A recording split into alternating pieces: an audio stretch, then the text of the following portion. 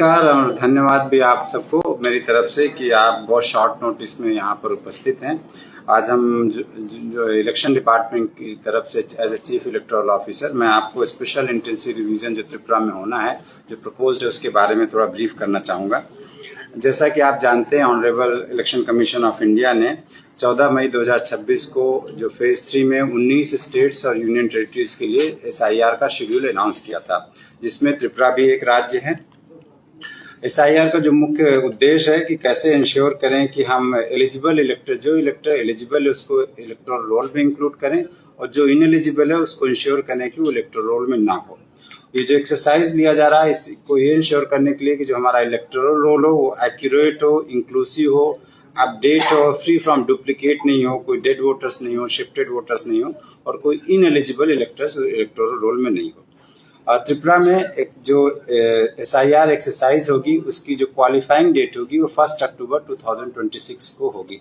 Means जो भी कोई भी व्यक्ति जो 1 अक्टूबर 2026 को 18 वर्ष का है, भारत का सिटीजन है और अदरवाइज एलिजिबल है, वो जो है इलेक्टोरल रोल में आ सकता है। और इसका एक्सरसाइज जो है त्रिपुरा में 5 सितंबर 2026 से शुरू होगा और 23 दिसंबर 2026 को जब हम लोगों का जो टारगेट है कि फाइनल इलेक्टोरल रोल पब्लिश किया जाए, वहाँ खत्म हो जाएगा। इसके लिए शेड्यूल में हमने एक डिटेल प्रेस ब्रीफ बना के रखा, वो आपको हम बाद में शेयर कर लेंगे। जैसा आप जानते हैं, त्रिपुरा में 60 असेंबली कंस्टिट्यूंसीज है, जिसमें लगभग 28.97 यानी 28.97 लाख वोटर हैं, जिसमें मेल वोटर्स हैं अप्रॉक्सीमेटली 14.52 लाख और फीमेल वोटर्स हैं 14.45 लाख, और टोटल 3,356 पोलिंग स्टेशंस हैं। एक्सरसाइज जब शुरू होगी तो पहले 10 दिन हमारा जो अपना ऑफिस में काम होगा, जो प्रिंटिंग ऑफ एन्यूमरेशन फॉर्म्स वगैरह होगा। एक बार वो जब एक्सरसाइज कंप्लीट हो जाएगी तो 15 सितंबर 2026 से 14 अक्टूबर 2026 तक बूथ लेवल जो ऑफिसर है, हर बूथ में एक पोलिंग स्टेशन में एक बूथ लेवल ऑफिसर होता है, उनको प्री प्रिंटेड जो है एन्यूमरेशन फॉर्म दिया जाएगा और वो घर घर जाएंगे और वहाँ जाके वो फॉर्म देंगे, और जो बाकी डिटेल्स है वो जो इलेक्टर्स हैं उनसे लेके वापस फॉर्म लेके जमा करेंगे, और उसके बेसिस पे ड्राफ्ट रोल तैयार किया जाएगा। ये इंश्योर करने के लिए कि हर व्यक्ति को मौका मिले। कहीं ऐसा भी हो सकता है कि किसी घर में जाएं और इलेक्टर ना मिले, कोई बाहर गया हुआ है, तो ये हमने बोला है कि जहाँ भी हो मिनिमम 3 विजिट जरूर हर घर में किया जाए, और जिससे कि इंश्योर करें कि हर घर में बूथ लेवल ऑफिसर जाए और एन्यूमरेशन फॉर्म की 2 कॉपी दे के आए और बाद में फिल्ड अप फॉर्म कंप्लीट करके ले आए। जो BLO का ड्यूटी होगा वो होगा कि वहाँ जाएगा और जो इलेक्टर्स होंगे उनको हेल्प भी करेगा वोटर्स को, और कि कैसे भरना है, क्या डिटेल्स भरना है। बाकी BLO के पास ऑलरेडी डिटेल्स होगा, और उसके बाद फिल्ड इन फॉर्म वो वापस उसको दे सकते हैं। ये जो हाउस टू हाउस एन्यूमरेशन का काम होगा 15 सितंबर से 14 अक्टूबर के बीच में कंप्लीट करना होगा। ये बात मैं और बताना चाहूँगा कि ड्यूरिंग जो house to house enumeration phase होगा, जब प्री प्रिंटेड फॉर्म जाएंगे वहाँ पर, उस समय कोई डॉक्यूमेंट कलेक्ट नहीं किया जाएगा, जिससे वोटर्स को कोई जो है असुविधा ना हो। ये इंश्योर किया जाए कि मैक्सिमम कन्वीनियंस रहे। सो हमारी तरफ से कोई भी डॉक्यूमेंट्स फर्स्ट फेज में जब ये होगा हाउस टू हाउस वेरिफिकेशन में कोई डॉक्यूमेंट नहीं कलेक्ट किया जाएगा। एक बार जब ये एक्सरसाइज हो गई तो उसके बाद ड्राफ्ट रोल पब्लिकेशन होगा, जो 21 अक्टूबर 2026 को ड्राफ्ट रोल पब्लिकेशन होगा। और अगर कहीं पर जहाँ पर अगर कोई डाउट होगा और ज़रूरत होगी, तब ERO जो है वोटर्स को जो क्लेम्स एंड ऑब्जेक्शन सुनने के लिए नोटिस देंगे, और तब अगर ज़रूरत पड़ी तो डॉक्यूमेंट सबमिट करने पड़ेंगे। और वो जो लिस्ट ऑफ डॉक्यूमेंट्स है, जो 11 डॉक्यूमेंट्स है जो इलेक्शन कमीशन ऑफ इंडिया ने नोटिफाई किया है, उसको भी हमने इसमें नोटिफाई करके आपको जो इसमें प्रेस रिलीज के साथ दे दिया है। वो अनेक्षर B में लगा हुआ है। आधार भी एक डॉक्यूमेंट है जो आइडेंटिटी प्रूफ का काम करेगा, सिटीजनशिप प्रूफ का काम नहीं करेगा। ये ध्यान में रखने की जरूरत है, और इसके लिए भी एक गाइडलाइंस इशू की जा चुकी है। जो ड्राफ्ट रोल पब्लिकेशन होगा वो सब पॉलिटिकल पार्टी, जो रिकॉग्नाइज पॉलिटिकल पार्टीज उनको अवेलेबल होगा। इसके अलावा हमारी वेबसाइट में अवेलेबल रहेगा। जो क्लेम्स एंड ऑब्जेक्शन का पीरियड होगा वो 21 अक्टूबर 2026 से 20 नवंबर 2026, लगभग 1 महीना रहेगा। और इसमें ड्राफ्ट पब्लिकेशन के बाद होगा, और उसमें जो लिस्ट ऑफ क्लेम्स और ऑब्जेक्शंस हैं, जो फॉर्म 6, 7, 8, उन पर पूरी सुनवाई होगी और उनको डिस्पोज किया गया, जैसे पहले भी होता रहता है। इसके बाद फिर हमारी कुछ एक्सरसाइज होगी और फाइनल रोल तैयार किया जाएगा, और जो फाइनल रोल का पब्लिकेशन है वो 23 दिसंबर 2026 को किया जाएगा। इसमें मैं कई लोगों की अप्रहेंशन है, कुछ लोगों की चिंता थी, तो मैं ये बोलना चाहूँगा कि इसमें तो बहुत हाउस टू हाउस वेरिफिकेशन होगा बीएलओ को, उसके अलावा क्लेम्स एंड ऑब्जेक्शन होंगे, उसमें हियरिंग होगी। उसके बाद मान लीजिए कोई व्यक्ति संतुष्ट नहीं है ईआरओ के डिसीजन से, तो उसमें वो अपील भी under section 24 of the representation of people act 1950 कर सकते हैं। वो डिस्ट्रिक्ट इलेक्शन ऑफिसर के पास जाएगी अपील में उनको निर्धारित करना है। अगर डीओ से भी सेटिस्फाइड नहीं है कोई व्यक्ति, तो उसके बाद चीफ इलेक्टोरल ऑफिसर के पास भी अपील की जा सकती है। तो 2 अपील की भी सुविधा है। जो 2000 लास्ट जो SIR हुआ था 2005 में हुआ था, और उसका जो 2005 में जो रोल था वो ऑलरेडी हमने सबकी सुविधा के लिए, किसी को जरूरत है चेक करना अपने पुराने डिटेल्स या अपने बाबा या माँ के किसी के भी चेक करना, वो अवेलेबल है। आप जा सकते हैं हमारे CO त्रिपुरा की वेबसाइट में, वहाँ सारे पार्ट्स का सबका रोल है। और ये हमने मैपिंग भी किया कि कुछ ऐसा हो सकता है कि पहले जो पार्ट हो और जो नया पार्ट है, क्योंकि बाद में डिलिमिटेशन हुआ था तो चेंज हो सकते हैं, तो उसकी भी हमने मैपिंग कर रखी है। इन सब पे भी अगर मान लीजिए किसी को असुविधा होती है और आप डिटेल नहीं कोई व्यक्ति ढूंढ सकता है, तो हर डिस्ट्रिक्ट में और सब डिवीजन में एक हेल्प डेस्क भी रहेगी, एक फ़ोन नंबर भी अवेलेबल होगा हमारे यहाँ हेडक्वार्टर में। कभी भी कोई कॉल करके अपनी जानकारी ले सकता है। जिस तरह हमने काम किया, जो तैयारी किया, मुझे नहीं लगता कि उसमें कोई असुविधा होगी। और दूसरा, बूथ लेवल ऑफिसर के पास दोनों रोल हैं। ऑलरेडी उनको हमने बोला है कि मैपिंग कर लें कि जैसे जो व्यक्ति अगर पहले ही इलेक्टोरल रोल में था, या उनके जो बच्चे हैं, हो सकता है वो बच्चे उस समय नहीं रहे हों, 18 साल के, तो नेचुरली रोल में नहीं होंगे, तो जो है अभी रोल में है, तो उसकी मैपिंग करने के लिए फादर मदर या ग्रैंडफादर या ग्रैंडमदर के साथ करना, वो ऑलरेडी एक्सरसाइज हमने किया हुआ है। और ट्रेनिंग के लिए भी हमने अपने डिस्ट्रिक्ट इलेक्शन ऑफिसर, जो इलेक्टोरल रजिस्ट्रेशन ऑफिसर है, जो इलेक्टोरल रोल में हम डालते हैं, उन सब की, बूथ लेवल ऑफिसर की, इवन जो पॉलिटिकल पार्टी के एजेंट्स होते हैं, बूथ लेवल एजेंट्स को, उनकी भी हमने ट्रेनिंग किया डिस्ट्रिक्ट लेवल पे और इवन स्टेट लेवल पे किया है।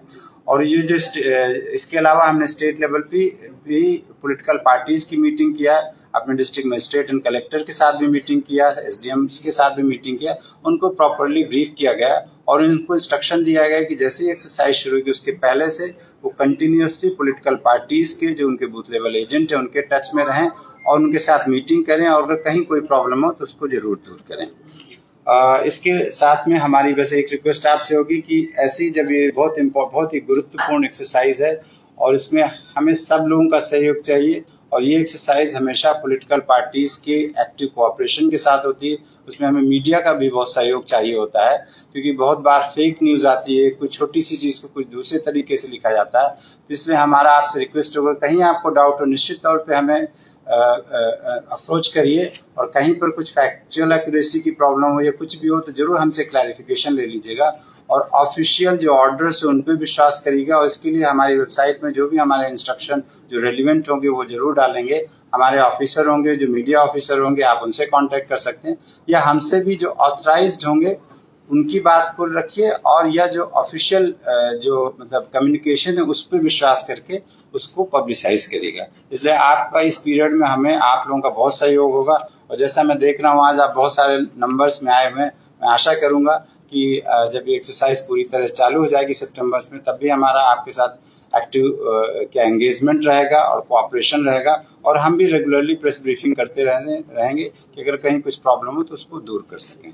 और लास्ट में देखिए, इसमें जो ये पूरी एक्सरसाइज है उसमें जो स्टेक होल्डर्स हैं, जो इलेक्टर्स हैं, पॉलिटिकल पार्टीज हैं, गवर्नमेंट ऑफिशियल हैं, उन सबको मिलकर काम करना होगा। और इसी आशा के साथ में ये जो मैंने जो प्रेस ब्रीफ था मैं ख़त्म करना चाहूँगा। अगर आपके कुछ क्वेश्चन है तो ज़रूर हम लेंगे, और कुछ क्लैरिफिकेशन हो तो जहाँ तक संभव होगा पूरा उसको क्लैरिफाई करेंगे। सर, इसमें जो लोग काम करेंगे, जो पीओ होगा वो कौन से डिपार्टमेंट का होगा?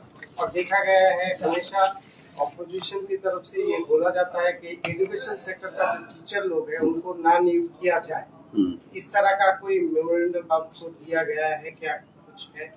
देखिए, बूथ लेवल ऑफिसर तो बहुत पहले से अपॉइंटेड है, उन्हीं में से कुछ मॉडिफिकेशन, जैसे कोई रिटायर हो जाता है, उसके अलावा चेंजेस होते रहते हैं। हमेशा कोशिश होती है कि बूथ लेवल ऑफिसर वहीं पास का हो, क्योंकि वो सबको जानता है और उसको दोनों काम करने होते हैं, ऑफिशियल काम भी करना होता है, साथ में इलेक्शन का भी काम करना होता है। तो वहीं पर जो लोकल ऑफिशियल होते हैं उन्हीं को अपॉइंट किया जाता है, और वैसे ही अपॉइंट हुए हैं, और ये सारी पॉलिटिकल पार्टीज की नॉलेज में भी है। और जो हमारी स्टेट लेवल पे मीटिंग हुई थी वहाँ उन्होंने हमें ऐसा कोई मतलब हमारे लेवल पे कभी कोई चीज़ रेज नहीं किया। मेरी कई राउंड मीटिंग हुई, ऐसा कुछ नहीं हुआ, कहीं से कोई कंप्लेन नहीं आई है बूथ लेवल ऑफिसर के बारे में। और हाँ, अगर कहीं कोई गलत काम होगा तो निश्चित तौर से हम उस पर एक्शन लेंगे। कहीं पर भी कुछ आएगी हमारे पास रिपोर्ट तो हम उसका कॉग्निजेंस लेंगे और एक्शन लेंगे। 2005 में जो रोड है जिसका नाम उसमें नहीं रहेगा, वो की बात जाएगा? नहीं, देखिए इसमें मैं क्लियर करना चाहूंगा कि जो एन्यूमरेशन फॉर्म प्रिंट होंगे, जो लास्ट रोल यानी कि जो 2025 के बाद जो अभी लेटेस्ट रोल है उसको जो कंटिन्यूस अपडेशन के बाद फ्री सिक किया जाएगा, उन सब के एन्यूमरेशन फॉर्म प्रिंट होंगे। बात यह कि जो 2005 के रोल में भी अगर उनका नाम है तो वो हम लोग मैपिंग कर रहे हैं, या तो उनका अपना नाम है तो मैपिंग होगा तो उनको कोई डॉक्यूमेंट देने की जरूरत नहीं है। अगर उनका उस नाम पे नहीं है बट मान लीजिए 2005 के रोल में नाम नहीं है बट उनके पेरेंट्स का नाम है तो भी कोई डॉक्यूमेंट, उनको सिर्फ अपनी आइडेंटिटी प्रूफ देना होगा जो पहले भी देते थे, अदरवाइज कोई डॉक्यूमेंट देने की जरूरत नहीं होगी। तो ये मैपिंग करने से ये हमें फायदा मिला कि जिनका ऑलरेडी नाम है और उसके पेरेंट्स का या उनका खुद का नाम 2005 के रोल में, तो कोई कागज देने की जरूरत नहीं, उनको कोई प्रॉब्लम ही नहीं होगी, उनका अपने आप ड्राफ्ट रोल में नाम होगा। लेकिन एन्यूमरेशन फॉर्म भर के देना है, निश्चित तौर से एन्यूमरेशन फॉर्म जिनका आएगा उन्हीं का नाम ड्राफ्ट रोल में होगा, और उसके लिए सफिशिएंट टाइम भी दिया जा रहा है। और साथ में मान लीजिए किसी कारण से कोई नहीं दे पा रहा है, यहाँ पर फिजिकली नहीं प्रेजेंट है, तो उसके फैमिली मेंबर्स दे सकते हैं। अगर वो भी नहीं है तो ऑनलाइन भी आप दे सकते हैं। और जैसे बहुत मतलब वो होता है, मैं आपको बताऊँ मेरी वाइफ का रोल दिल्ली में है तो हमने ऑनलाइन भर दिया, तो ऑनलाइन आप भर सकते हैं, दैट इज एप्लीकेबल, मतलब अलाउड।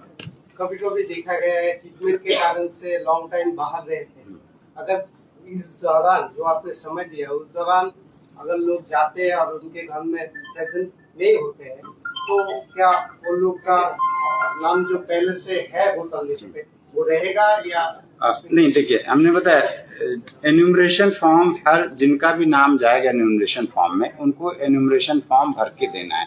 कैसे पता चलेगा कि व्यक्ति है कि नहीं है? क्योंकि ऐसे हो सकता है बहुत सारे शिफ्टेड वोटर्स हो सकते हैं, डेड वोटर्स हो सकते हैं। उसी के लिए मैंने बोला अगर वो नहीं तो कोई और मेंबर होगा जो उनका फैमिली मेंबर होगा, वो भर के दे, वो साइन करके उसमें डिटेल चेक करके दे सकता है। वो नहीं हो तो जहां भी हो वो ऑनलाइन एप्लीकेशन भर के दे सकते हैं, इसलिए कोई उसमें असुविधा नहीं है। और 1 महीने का पूरा टाइम दिया जा रहा है, ऐसा नहीं कि सिर्फ 1 दिन का टाइम। और उसके बाद भी मैंने बताया ऐसा नहीं है कि मान लीजिए कहीं कुछ मिस हो गया तो उसके बाद भी अपॉर्चुनिटी, ऐसा नहीं है कि एकदम सब मतलब नाम नहीं इंक्लूड हो सकता। बट एन्यूमरेशन फॉर्म तो टाइम बाउंड मैनर में देना पड़ेगा। टोटल कितना समय लग जाएगा ये प्रोसेस होने में? ये मैंने बताया आपको 5 सितंबर से हम शुरू करेंगे और 23 दिसंबर हमारा टारगेट डेट है फाइनल पब्लिकेशन करने का। हाँ, 2003 के जो वोटर लिस्ट था उसके बेस पे तो 2005 का ऐसा किया गया, तो देखा गया कि बहुत सारे वोटर ऐसे हैं त्रिपुरा में। 2003 में उसका वोटर लिस्ट में नाम था, 2005 में तो बाहर था। जब एसआईआर हुआ उस लिस्ट में उसका नाम नहीं, लेकिन इसके बाद जो वोट हुआ 2008 में उसमें उसका नाम, तो उसका क्या?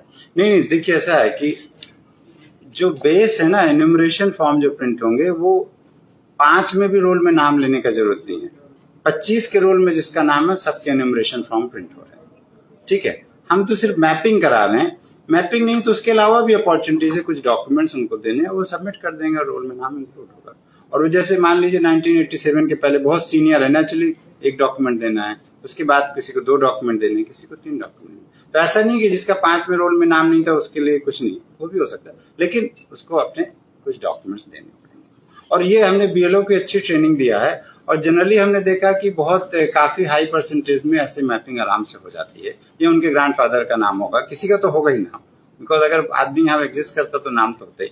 बहुत बार तो ऐसा भी हुआ है कि जब दूसरे स्टेट में एसआईआर चल रहा है तो वहां से भी नाम आता है, क्योंकि कई बार होता है यहाँ के व्यक्ति वहां माइग्रेट कर गया है, तो 5 में तो यहाँ नाम था, नेचुरली वहां जो 5 या 4 में या 3 में एसआईआर हुआ वहां नाम नहीं था, तो वहां से वो डिटेल दे देते कि हमारा नाम त्रिपुरा में था, हमारे पास आता है वेरिफिकेशन के लिए, हम कंफर्म कर देते हैं, वो नाम इंक्लूड हो जाता है। ऐसे यहाँ भी होगा, कुछ लोग यहाँ पर होंगे जो 2005 में यहाँ नहीं थे बट वो किसी और स्टेट में होंगे, ऐसा हो सकता है।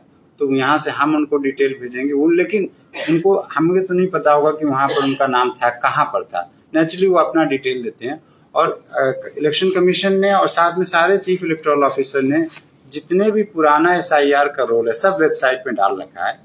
आप हमको नाम दीजिए, जनरली आप खुद ही ढूंढ लेंगे, अगर फिर भी प्रॉब्लम होगा हमारी टीम को दीजिएगा, वो फाइंड आउट कर लेंगे। लेकिन कुछ बेसिक डिटेल्स देनी पड़ेंगे कि किस कंस्टिट्यूंसी में थे, एड्रेस क्या था, क्योंकि नेचुरली अगर नहीं देंगे तो कैसे संभव निकालना। तो कोई डिटेल आप स्टेट का नाम देंगे, डिस्ट्रिक्ट का नाम देंगे, असेंबली कंस्टिट्यूंसी का नाम देंगे और बताएंगे कि मेरे बाबा का नाम वहाँ था।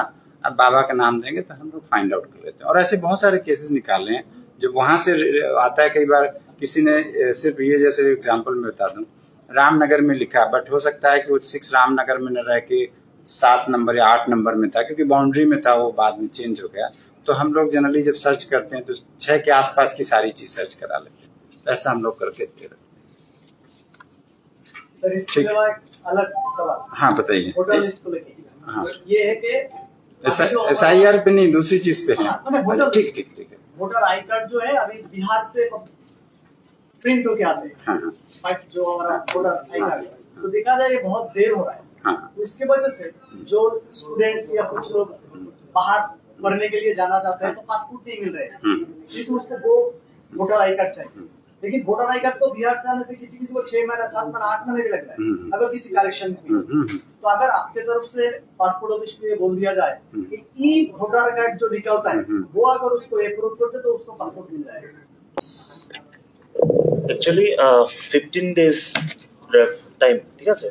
তো 15 ডেজের মধ্যে আমাদের এখানে ভোটার আইডি কার্ড আমাদের জেনারেলি আমাদের এখান থেকে এটা চলে যায়, ঠিক আছে।